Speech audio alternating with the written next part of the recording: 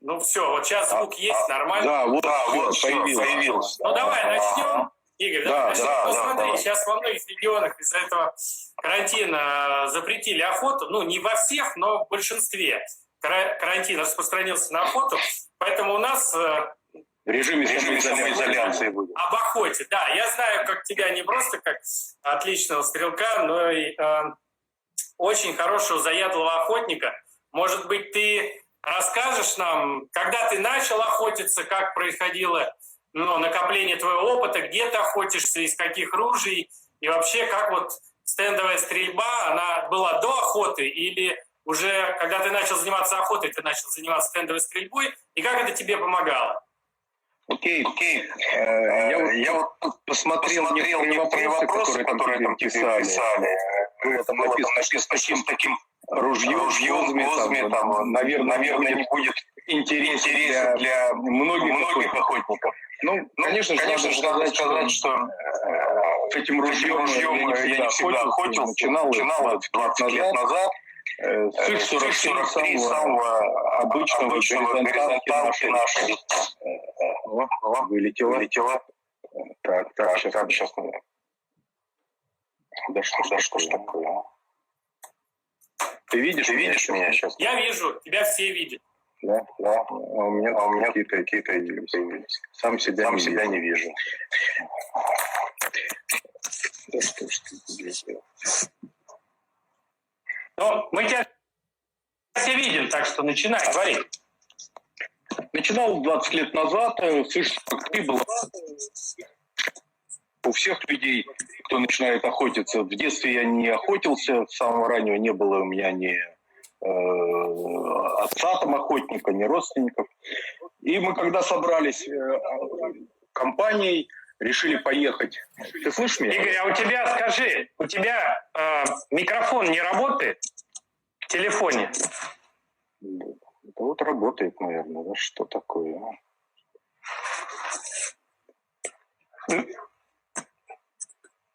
Скажите, нормально сейчас слышно Игоря и меня?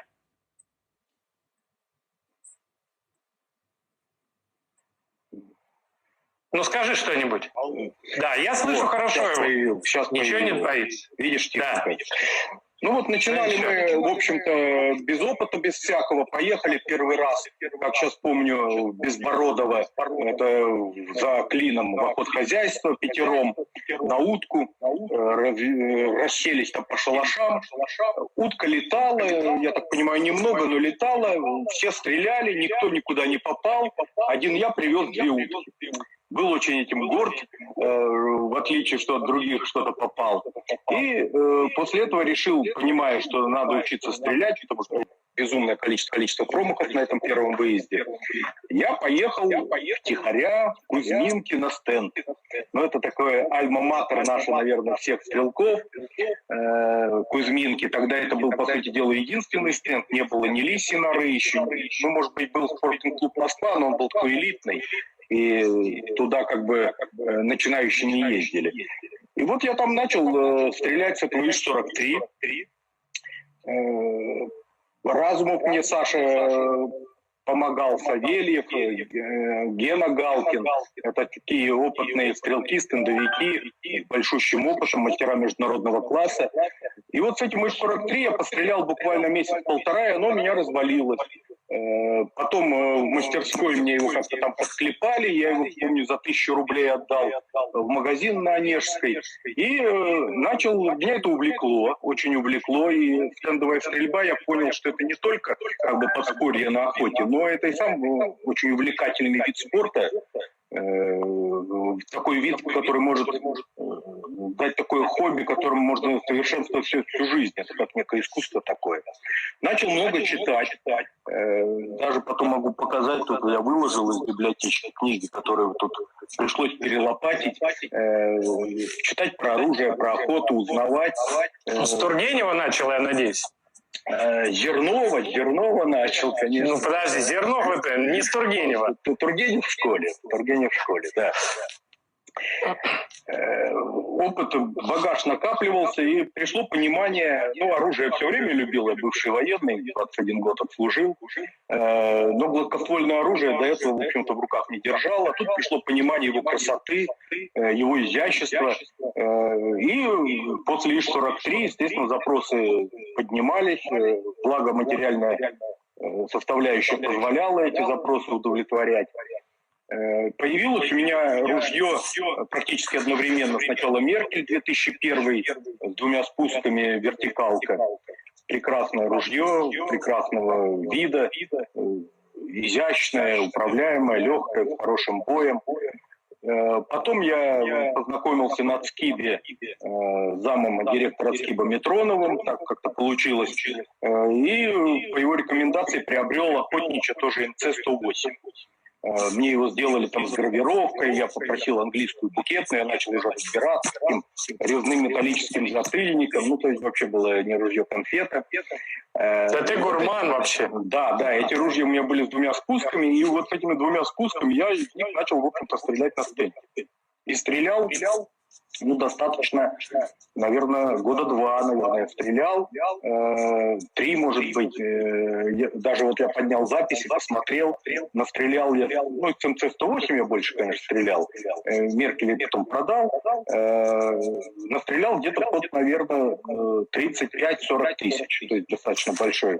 Это на стенде, да? На стенде, да. Я пока говорю про стенд.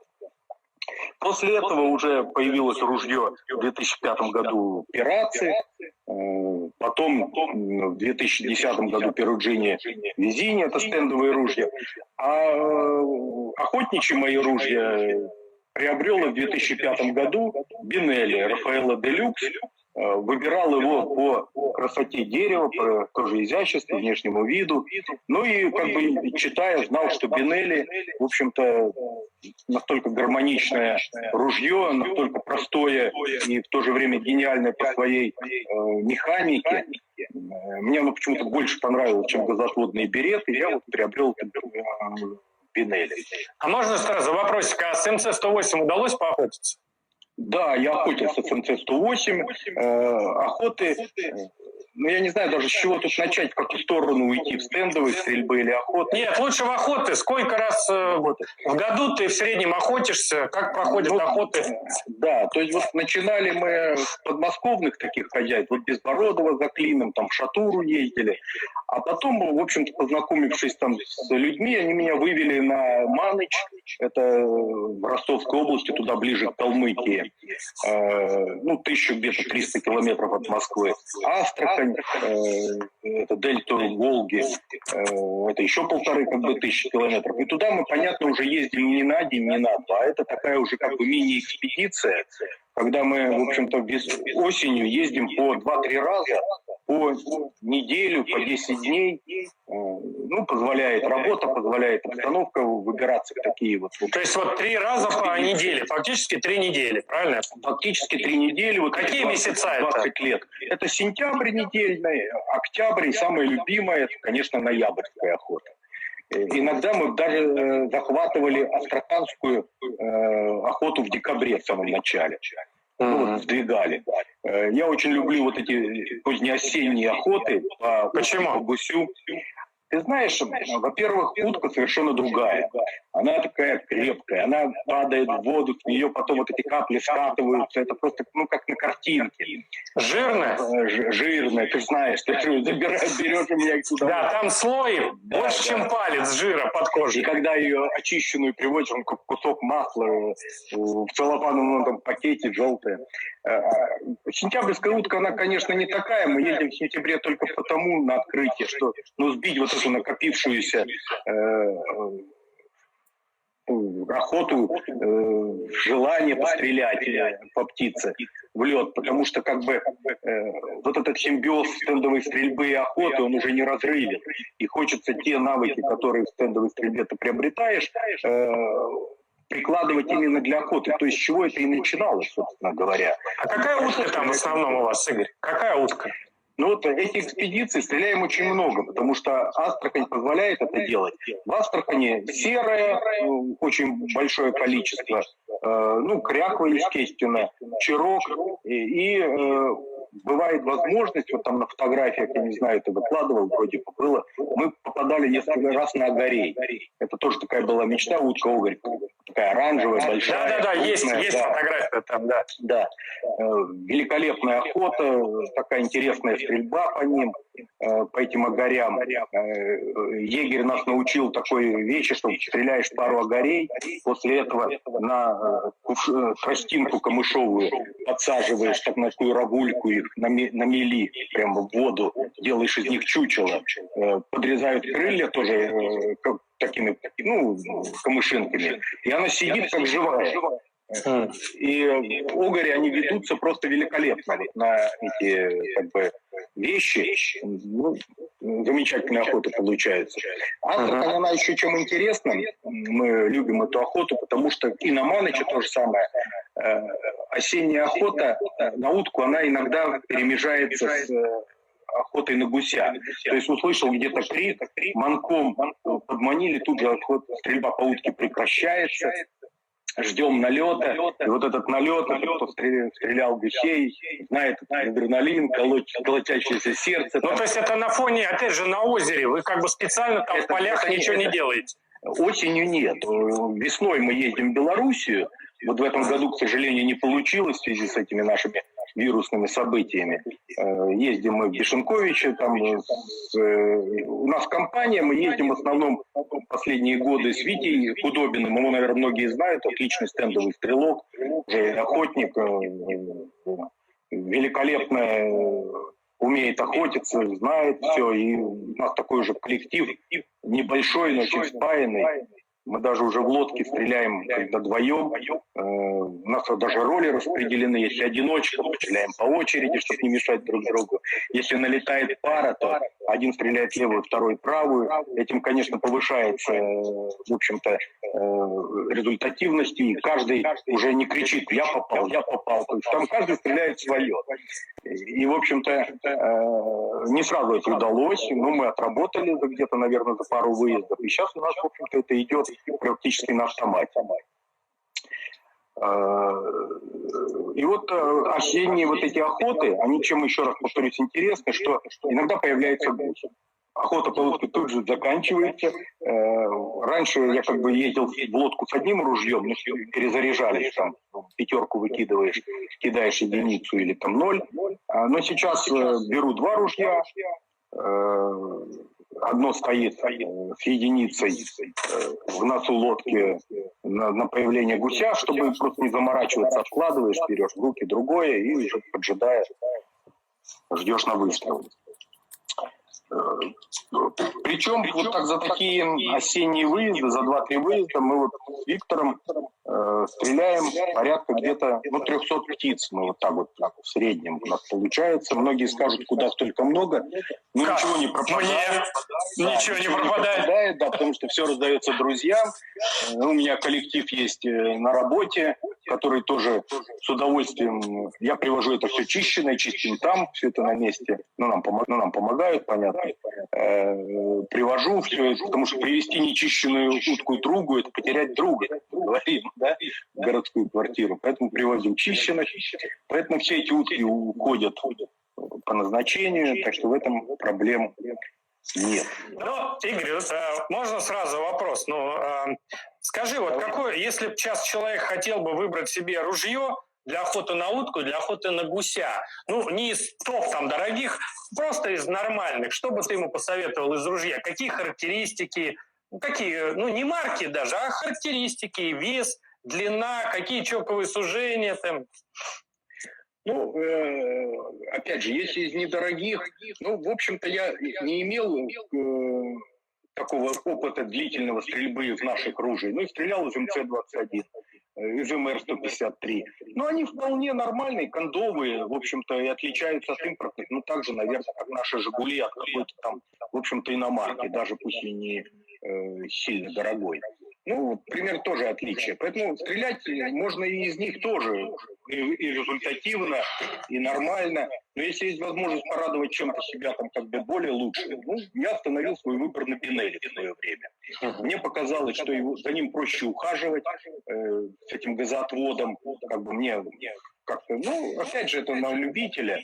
Ну, просто газоотводов есть много фирм, не обязательно Бинелли. Но давай дальше. Да, мне понравилось Бинелли, я с него стрелял очень много.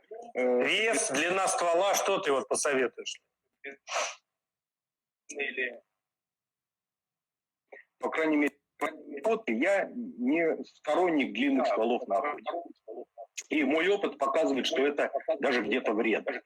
Так как стреляешь ты, дреля глазами, не целишься через планку никогда, длинный ствол не нужен.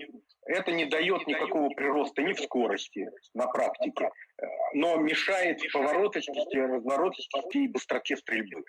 Вот мы потом с тобой, ты напомни, поговорим немного про быстроту стрельбы на охоте. Это очень такой ключевой момент.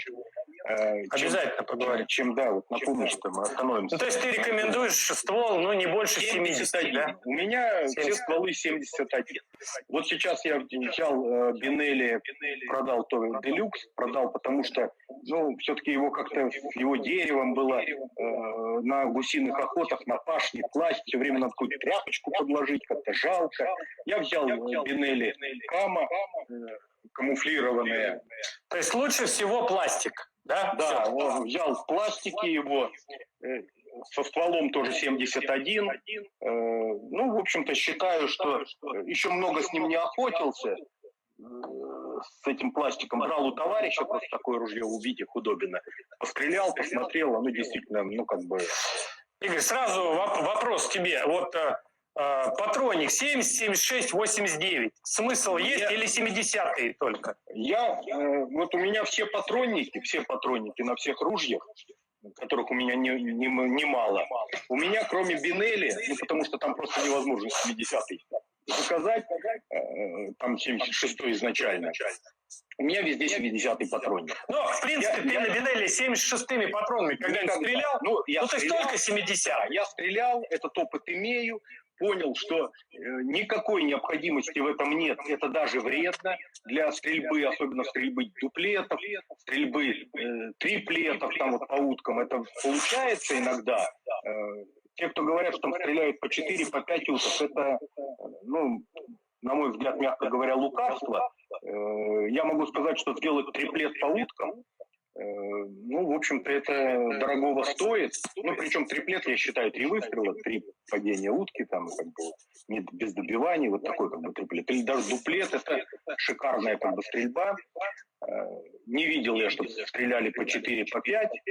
Хотя я видел многих хороших. Ну, рассказать-то много, говорят. Ну, и вы говорите, если вам... Ну, да.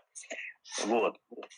Какие ты сужения в основном используешь? Ну, мы поняли, что это пластик, это инерционка у тебя. Пластик, не обязательно пластик. Ну, твой выбор, пластик, да? Пробежимся дальше.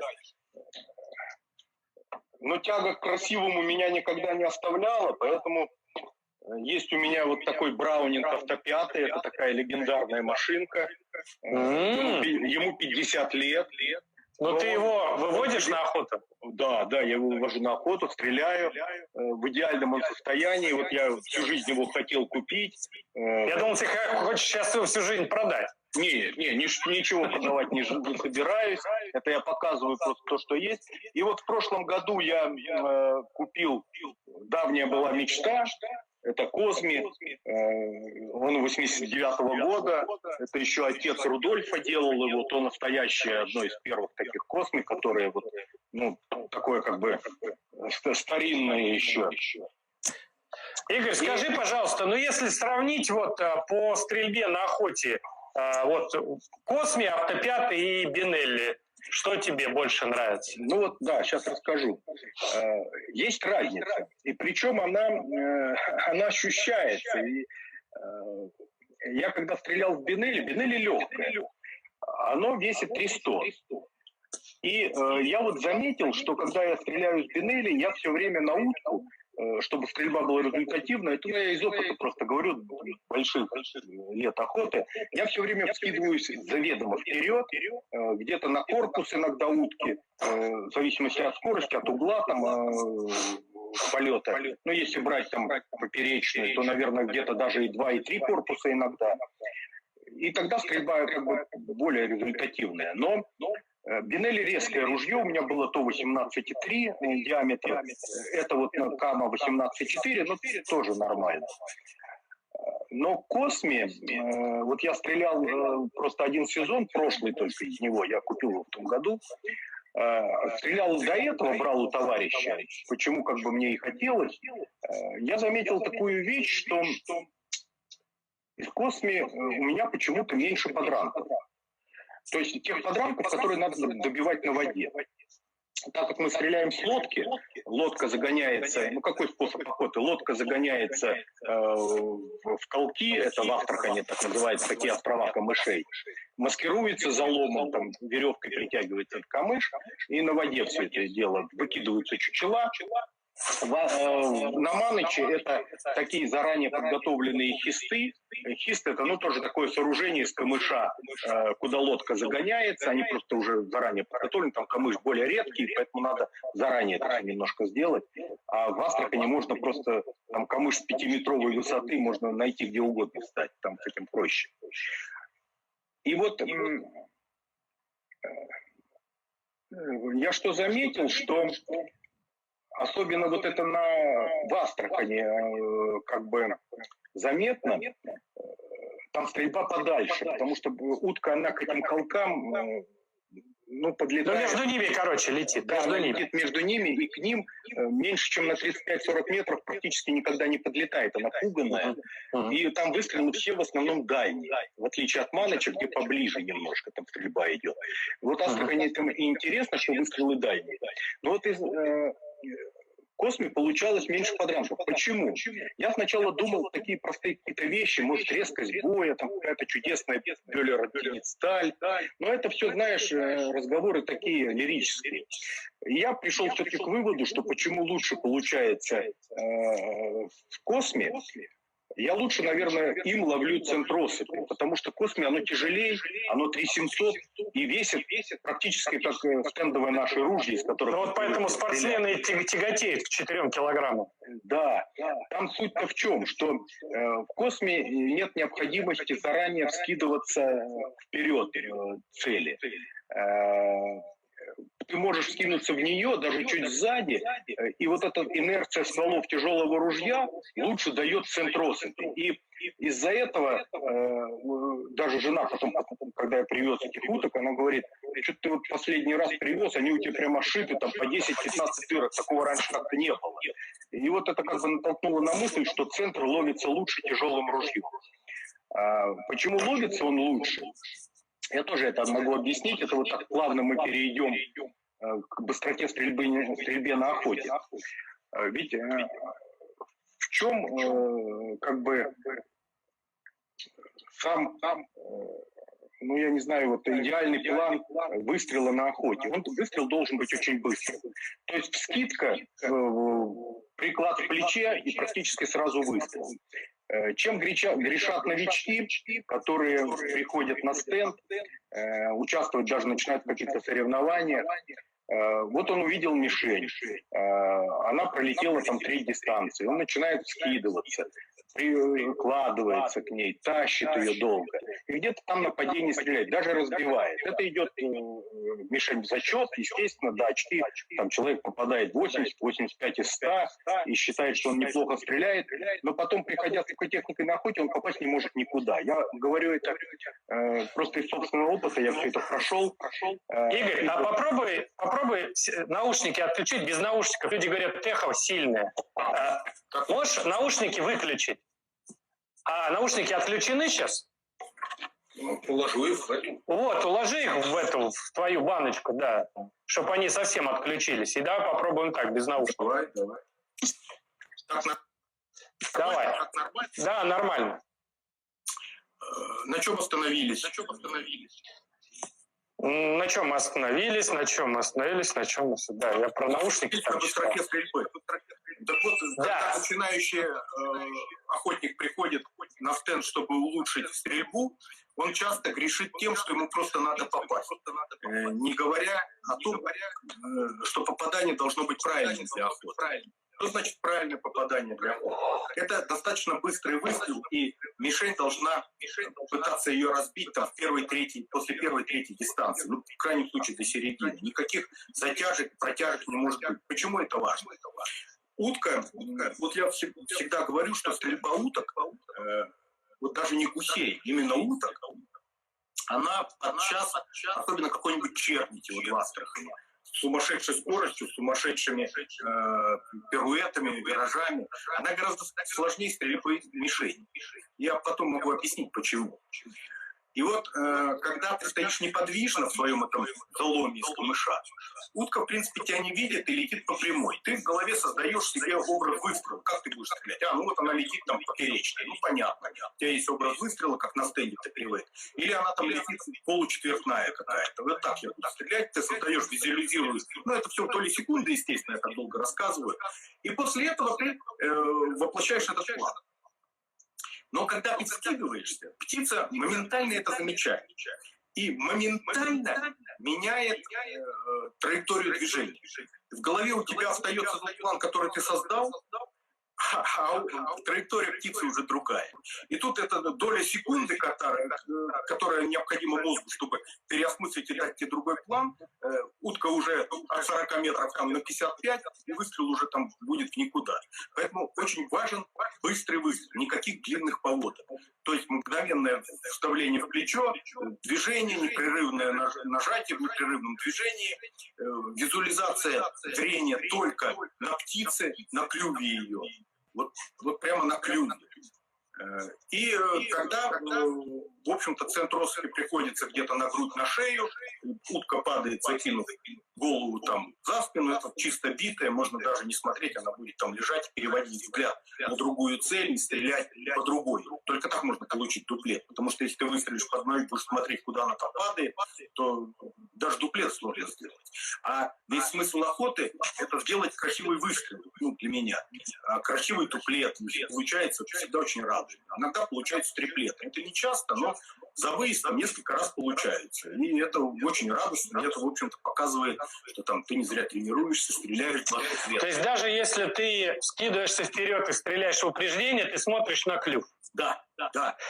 Ну, да, в стендовой стрельбе потихонечку к этому тоже приходим, да. Я именно смотрю только на клюв, а ружье в периферии, оно чуть впереди. Это с Бинелли. С Косми я вскидываюсь, в общем-то, в птицу движением корпуса, не отмеряя, в принципе, упреждений никаких, просто концентрируясь на клюве, как говорится. Ну, может быть, даже впереди клюва там еще один клюв. Да? В общем, так, чисто визуально. Происходит нажатие. Ну, это то, что касается техники стрельбы, которую я использую. Ну, как бы упреждение там вымерить, наверное, невозможно, нет, да? Ты нет, просто стреляешь в отрыве. Нет. Если ружье тяжелое, то вот этим отрывом получается стрельба лучше. И вот как, еще надо проверить, как бы один сезон это не сезон, как бы. Ну, я думаю, что изменений не должно быть каких-то там кардинальных. А с Бинелли я выхожу сразу вперед, потому что то ли мне как-то не хватает динамики разогнать это ружье, более легкое. Вот с тяжелым мне понравилось стрелять. Игорь, скажи, на какие дистанции примерно вот утка, гуся стреляешь, и какие чеки в основном применяешь? Вообще ты их меняешь, не меняешь, или то, что в спорте, то и на охоте? Ты знаешь, вот у меня на Перуджине стоит две фикции, как ты знаешь, получоки. Они такие, может быть, немножко более строгие, чем обычный получок. Такой где-то, может быть, даже ближе к 0,6 где-то, по сравнению с обычным каким-то пиратским получоком. Мы это проверяли по осыпи, примерно вот где-то так. И на охоте я в основном использую, если я стреляю пятеркой, на Косме у меня получок фикса. На Бинелли я ставлю 0,7, 2 риски. Improve Modified. Ну да, такой слабый чок, назовем его. Иногда, когда на вечерку мы едем, и я понимаю, что стемнеет быстро, и там я ставлю получок. Но меньше получока я никогда не ставлю. Потому что выстрелы из цилиндр с напором. Я пробовал стрелять из них, но мне кажется, что больше подрамков, может быть, результативность как бы и где-то лучше, но в траекторию я и так попадаю хорошо. То есть я как бы, а кучность, она вот тут, мне она больше нужна, чем широта улицы. Игорь, а можно еще такой вопрос? Вот я там иногда там читаю, смотрю, там есть люди, которые говорят: вот я нашел патрон и чок для самого дальнего выстрела. На мой взгляд, никакого дальнего выстрела быть не должно. Если утка и гусь летят далеко, надо отпускать. Зачем делать подранков? Зачем делать неуверенный выстрел? Да, есть определенная дистанция, где ты можешь ее разбить, там, наверное, 80% вероятность. Там и надо бить. Если вероятность уже маленькая, лучше этих рекордов, наверное, не устанавливать. Как ты считаешь? Да, я с тобой тут согласен, но с поправочкой. Поправка следующая. Вообще дробовой выстрел, он везде рассчитан, это как бы оптимально 35 метров. Да?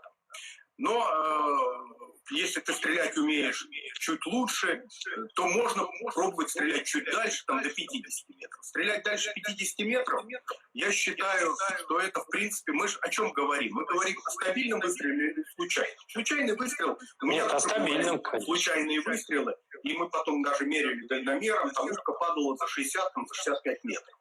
Но оно может такое быть, попадание дробины в голову, там, в шею, это никто не... Но стабильно так выстрелить сложно, потому что тут уже не от тебя все зависит, а зависит просто рассеивание дроби на этой дистанции. Надо попасть именно в шею, в голову, потому что, например, пятерка уже на этом расстоянии, там, попадая поздней осенней утку в корпус, даже 2 дробины ее не остановят, она улетит, она погибнет потом может, наверняка погибнет, но не упадет. Почему эта стрельба не нужна? Вот такой опыт я тебе приведу. Мы как-то стреляли в Астрахани. Там как птица, она гнездится прямо в открытом море. Огромная, километр на километр стая. Леха Васильев подключился. Привет, Леша, привет. Тебя не вижу, но привет. И вот в Астрахани вот этот километр мы с Витей сидели в колке близком. Утка, она сидит, она не подлетает к колкам, она сидит метров 500. И отдельные какие-то птицы там, взлетая, пролетают мимо нас там метров 50. Но если вообще не стрелять, то мы без выстрела остались. Мы решили стрелять. И мы вот, колок это там такой куст камышовый, 50 на 50, 50 на 100 метров. Вот такой вот остров такой, море. Околок такой. Околок, да. И вот мы начали стрелять. Стреляем, утки не падают, улетают. Мы думаем, далеко, как всегда. Да. А потом, благодаря тому, что вокруг не было камышей, просто чистая гладь вот этого Каспия, мы смотрим, она отлетает метров 300. И камнем падает. Мы потом таким образом собрали 10-1,5 уток. Там пяток где-то упало рядом, а штук 15 мы ездили на лодке метров за 300. То есть она летит, впечатление, что ты не попал. Она летит, камнем падает метров через. И мы поняли, что вот, будь мы стреляем в условиях Маныча, где везде заросли камыша, мы бы этих уток 15 просто не собрали. Там нельзя стрелять. Мы там так и не стреляем, потому что вот эти заросли камыша, ты понимаешь, что оно упадет куда-то там в камыш, ты не увидишь. Не найти. Мы не стреляем. Вот тут попробовали и поняли, что да, попадаем. Подобрать ее, это нужны особые условия. То есть я бы считаю, так, заканчивая этот вопрос по дальности, что 45 метров на охоте – это та дистанция, предельная такая. Предельная. А определять эту дистанцию я вот лично учился как. Едешь на машине, столбы на МКАДе стоят осветительные, через 30 метров. Вот 30 метров, 1,5 расстояние, это 45 метров. Когда ты глазами наматываешь это расстояние, это уже входит как бы в некую такую твою подкорку, и ты эти 40 метров уже очень точно определяешь на взгляд. И потом даже проверяя это, там плюс-минус несколько метров, буквально ошибка. Игорь, какие патроны применяешь? На утку, на гуся? Ты знаешь, я не кручу. Есть ли разница, весна или осень, жирная или еще дохлая утка? Как бы я стреляю пятеркой. 32, да? Ну, 36, в общем-то. Хотя вот 36. с Косми стал стрелять, последний сезон стрелял в 32 грамма. Ну, как-то мне так показалось, меньше отдачи, быстро перевод. А почему двойку не стреляешь, ну, тройку, четверку не стреляешь? Пробовал. Значит, я считаю, вот как-то из опыта, опять же, это мой опыт, пусть он будет... Ну, конечно, твой. Большой, да, но я не в последней инстанции. Мне кажется, что подрамков меньше именно с пятерки. Вот лично у меня. Иногда я беру четверку, но ее, во-первых, купить сложно. Как бы она редко бывает. И это вот на самые такие поздние осенние охоты. Но я как понял, что вот если ты центром стреляешь, то, в принципе, 35-45 метров пятерка работает нормально. Попадая там 5-7 дробин, это, в общем-то, ну, гарантированно, что ты не будешь там достреливать на воде. В общем-то. Ну нет, подранки, конечно, бывают, там перебиваешь крыло, она падает. Бывают такие вещи, что ныряет, и потом не выныривает, и думаешь, ну, господи, ну куда могла деться? Там, ну не может она проплыть же 30 метров под водой. Ну, вот, да может. Такие случаи, ну бывает, получается. Да, такие случаи у меня были. Так что вот 0,5-0,7 чок, пятерка на утку, в принципе, до поздней осени. А чок тоже ставишь, да? Ты говоришь, чок ставишь? На бинеле. На бинеле. А зачем? А зачем ты ставишь чок? Я говорю, чок... чок 0,5-0,7, или 3 четверти, да. Чок я пробовал ставить. И ты знаешь, мне тоже не понравилось. Не знаю почему. А я тебе скажу почему. А потому что он после 35 метров распыляет сильно. Возможно. Ты знаешь, как бы даже стреляя как бы по... Иногда, знаешь, по уткой. Ну, по сидячему, конечно, редко стреляем. Но вот иногда там в плане проверить, насколько там кучность ружья, вот эта всплетка по воде выстрела, стреляешь под какой-нибудь там подплывающий подсадный утки. И вот, ты знаешь, мне показалось, что 2 риски на бинеле, ну, 3 четверти чока, для пятерки, ну, оптимально. Вот оптимально. Она дает кучность, дает, в общем-то, на всех расстояниях понятное как бы распределение снопа. Потом, тут же какая вещь еще? 3 четверти снопа дает примерно на 35-45 метров, порядка где-то сноп 4 метра длиной. Вытягивать. В этом чоке, ну, в идеале. На чоке полном он будет где-то под 5 метров практически на 40 сантиметров. Но он узкий, этот сноп. В отличие, например, от цилиндра или 1/4 цилиндра. Грубо говоря, летит огурец, а там помидор. Ну, так говоря. Но так как в траекторию я уверен, что я более-менее точно попаду, то мне, конечно, важна длина снопа. Почему я не отмеряю никаких упреждений? Ну и как бы все охотники, собственно, не отмеряют. Потому что вот эта длина снопа, она все равно цепанет птицу, и там будет достаточное количество дроби, чтобы, в общем-то, надежно поразить. Ну, вот что касаемо стрельбы уток. Игорь, ну да, я могу подтвердить, что, например, вот на МЦ в свое время мне на ЦКИ это сказали, но вот мы, вот команда МЦ, мы это проходили, что самая лучшая особь на 35-45 метров дает чок 0,8. Ну, на МЦ делают, да, чок 0,8. Об этом я и говорю, да. Это лучше. Так, а на гуся какие чоки ты используешь и какие патроны на гуся? А на гуся, ты знаешь, я практически никогда не использую 3 четверти чока. И опять же, это тоже из опыта пришло. Сначала мы и чоки крутили, но так как тоже зависит от стрельбы, как бы вот если стреляешь еще единицей, от чего это зависит, стрельба гуся? Если осенью, то, собственно говоря, вкручено 3 четвертых у тебя, и ты стоишь в лодке, гусь налетает на воде ближе, потому что ты скрыт лучше, он не так боится почему-то, вот, ну, везде камыш, он не так боится, подлетает там и на 30 метров, когда весной он может и не налететь, в общем-то, на такое расстояние. И поэтому единица на 3 четверти еще более-менее нормально работает. Но если ты стреляешь весной, стреляешь где-нибудь в Беларуси, там, в Бешенковичах, в Витебской области, Гусь пуганый уже туда приходит с юга его там Беларуси, пока он долетит, так расфигачит, что он, в общем-то, все зависит от маскировки.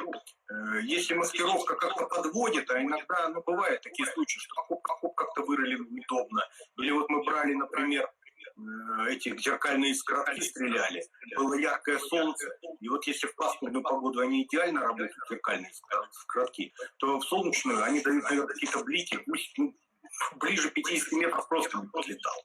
Поэтому мы стреляем нулем и даже двумя нулями в такой ситуации. А чок какой? 0,5? Чок 0,5.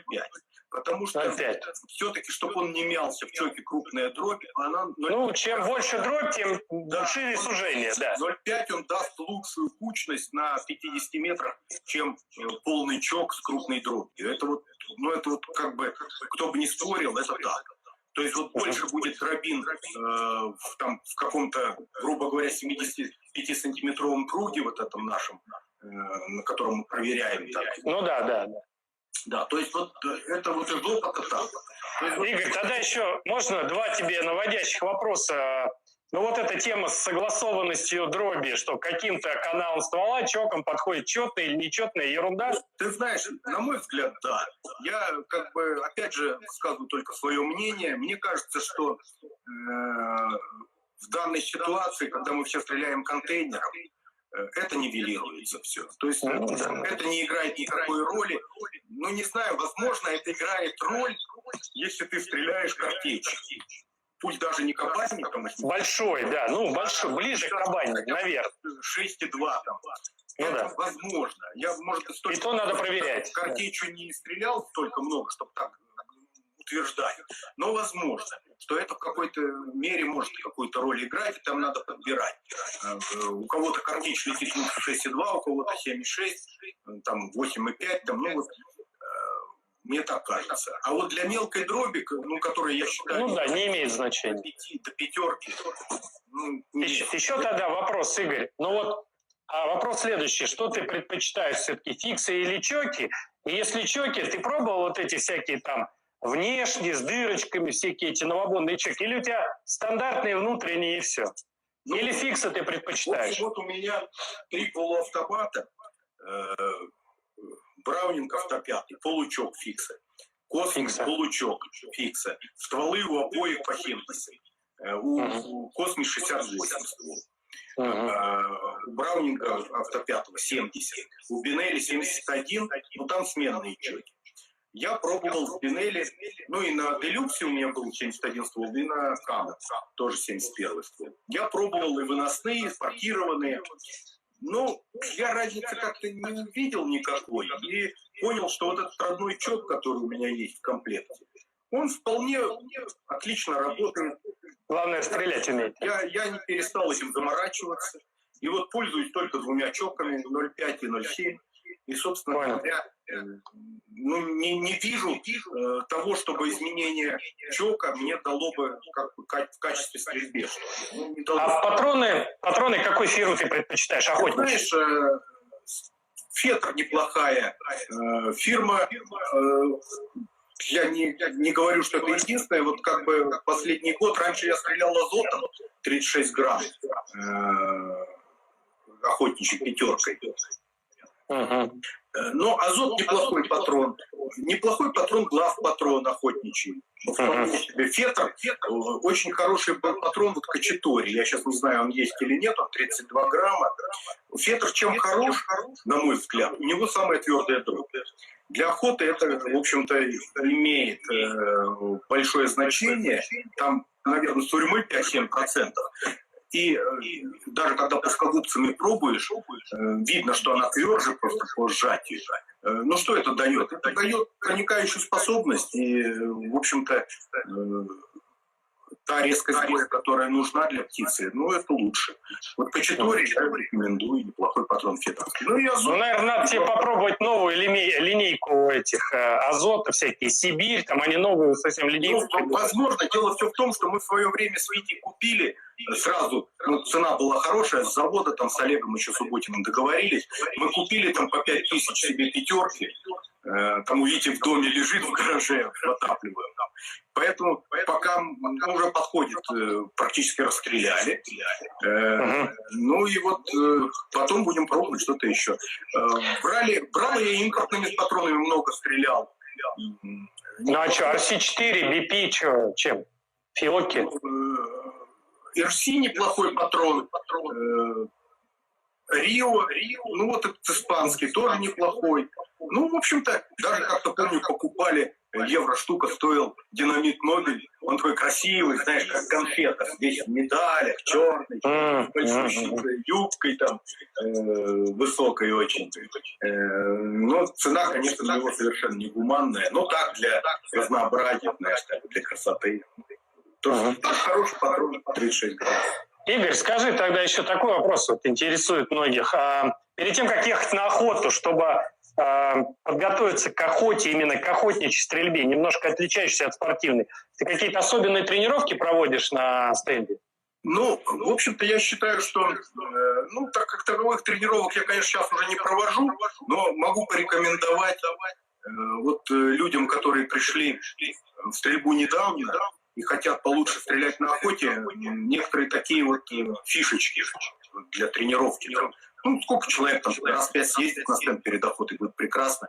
Во-первых, попытаться стрелять быстро и стрелять в мишень от первой трети до середины дистанции. Пытаться стрелять. Пытаться стрелять, как я уже говорил, одним движением, непрерывным, без буквы «Г», а как бы ружье вставляется в плечо под углом, грубо говоря, 45 градусов и выстрел. Стрелять траекторией. Ну, такой навскидку, как бы сразу, навскидку. Ну, полускидка, не надо держать пояс, это не нужно, я считаю. Обрабатывать не надо, короче, обрабатывать не надо. Обработки не нужно, да. Обработки не нужно. И вот эта стрельба, вот такая быстрая. Потом очень важное упражнение для того, чтобы переключить вот эти нейронные, как-то потренировать связи в мозгу на изменение полета птицы во время твоей вскидки. А такое будет часто. Ты вскинулся, чуть зазевался, птица уже, она обычно уходит от тебя вверх и в сторону под углом там 45-50 градусов. Такая полуугонная вещь. Стрельба осколков. То есть ты заведомо себе говоришь, вот я сейчас выстрелю, тут же выберу какой-то там осколок крупный, ну, например, самый крупный, и попробую в него попасть, как интуитивно. Это, в общем-то, очень помогает в стрельбе дуплетов и в стрельбе на охоте. Прекрасное упражнение. Ну и прекрасное упражнение, опять же, вот товарищ запускает те мишени, которые ты не знаешь какие, ну, ты не знаешь, какая вылетит, и даже не говоришь слово «дай», просто в каком-то там промежутке. Он выпускает, ты должен это как-то внимательно обзорным зрением смотреть. И опять же, этот выстрел должен быть быстрым. То есть ты не увидел, что мишень полетела, и там потом начинает падать, раскрылась, и ты на падении стреляешь. Это не зачет. То есть надо стрелять быстро. Пусть даже будет промах, но вот это умение, что ты не боишься и нажмешь быстро, и в первом как бы... Понятно. Не для спорта, чтобы любыми путями разбить, а именно первый и третий. Именно, потому что иначе... Вот раньше было такое очень хорошее упражнение, я его стрелял несколько раз, к сожалению, всего, потом его убрали, это пропеллер. Они были очень дорогие, там, в те годы, когда там выстрел мишени стоил там 6 рублей, они стоили полтинник, там, в Лисе-на-Реп была такая стрельба. Ну их и стреляют штук 50, а не 250. Да, их стреляют много. И вот мы тогда с Димой Герковцом, тоже был такой стрелок хороший. Что был? Он у нас тут участвует, между прочим. Молодец, Дима, привет. Просто не стреляет, я имею в виду, что не стреляет на стенде. Так, конечно, он прекрасный тоже охотник, мы много с ним охотились, ездили. И фотограф. И фотограф, он вообще великолепный. У меня до сих пор, Дима, стоит твой столик, который ты мне на полтинник подарил. Я им горжусь, там, те фотографии с Испании, там, я смотрю на них, просто радуюсь, я всегда вспоминаю. Спасибо. И Дима, кстати, Горьковец стрелял очень быстро. И вот я вот у него посмотрел эту стрельбу, как бы, ну, действительно быстрая стрельба, и она очень результативная. Видишь, он тебе пишет. Нет, не вижу. Что? Привет, Игоряне. Да, привет, Дима. Вот Дима обладал очень быстрой стрельбой и обладает, естественно. Вот мы с ним много охотились и на гуся по весне под Угличем, и вот на Рыбинке. Приглашал его на Маныч, но он все никак не соберется. Ну, как-нибудь приглашаем. Я соберусь. Тебя тоже звал. Ну что еще, какие вопросы? А вот из Казахстана, от Руслана Шамкенова прозвучал вопрос, а не пробовал ли ты техкримовский патрон «Жирный гусь»? Слушай, нет, не пробовал. Как-то просто не дошли руки, ничего не могу сказать, не пробовал. Ты знаешь, как-то... Вот, Но гусь ты тоже стреляешь 36, всякие там 36. магнумы, полумагнумы нет. Магнумом нет. Из опыта получилось... Ну, понимаешь, в чем суть? Ведь магнум, он не дает дальности стрельбы. Он и не может ее дать. Потому что в магнум патроне, где патрон там 46-52 грамма, там применяются другие пороха, медленные. Они не могут быть другими, потому что гидродинамический удар при выстреле будет такой по этому высокому столбику дроби, что дробь вылетит оттуда просто вся расплющенная, она будет не сферическая. И кучности не будет. А раз не будет кучности, значит не будет дистанции. Ну и, соответственно, и резкости не будет после там 35 метров. То есть магнум патрон я вообще не очень понимаю для чего. То есть, в общем-то, дальности он не дает. Порох должен быть достаточно медленным. Скоростью выстрела, ну, начальная скорость у магнума, она, естественно, ниже, чем у 32-граммовой пятерки, например. Почему я вот люблю там 32 грамма с космы стрелять? Мне кажется, очень быстрый выстрел с 32-граммовой пятерки, вот того же Фетра, честно говоря, марка. Ну вот, собственно, Техрим просто я не пробовал. Как-то меня спрашивали, я там пару раз стрелял против, просто ради любопытства, с СКМовского патрона, вот этого супердальнего, 60-90 метров. Ну, ты знаешь, я, честно говоря, не понял. Потому что, ну, летит пуля с этим перевернутым контейнером. Ну, наверное, можно попасть, но это какая-то... Ну, в общем-то, история, я не очень понимаю, она не имеет все-таки отношения к стрельбе в лед.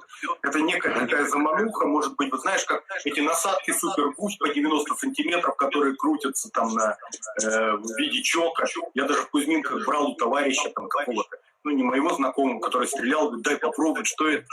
И там стрелял мишенью то F в Кузьминках этого гуся из этого 90-сантиметровый прикрученный. Представляешь, что получается? 75 плюс 90, 100, там, 60 сантиметров. Ну, это безумие, конечно. Это какой-то маркетинговый ход. Но люди покупают. Но это не имеет отношения ни к охоте, ни к результативной стрельбе никакого. Это мое мнение.